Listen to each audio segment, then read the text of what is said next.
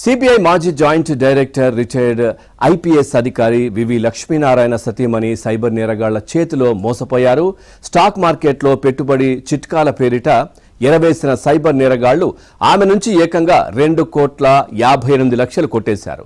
ఈ ఘటనపై Hyderabad cyber crime పోలీసులకు ఫిర్యాదు అందింది. స్టాక్ మార్కెట్లో పెట్టుబడులు అంటూ వివి లక్ష్మీనారాయణ భార్య ఊర్మిళను సైబర్ నేరగాళ్లు నమ్మించారు. దీంతో గత డిసెంబర్ 24 నుంచి జనవరి 5వ తేదీల మధ్యలో 19 విడతలుగా మొత్తం 2,58,00,000 ట్రేడింగ్ ఖాతాకు ఊర్మిళ బదిలీ చేశారు.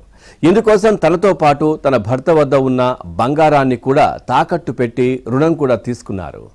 యాప్లోని ట్రేడింగ్ ఖాతాలో పెట్టుబడులకు సంబంధించిన లాభాలు కనిపిస్తున్నాయి, కానీ విత్డ్రా ఆప్షన్ మాత్రం లేదు.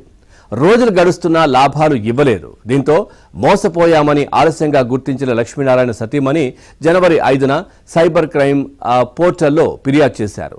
హైదరాబాద్ సైబర్ క్రైమ్ పోలీసులు కేసు నమోదు చేసి విచారణ ప్రారంభించారు.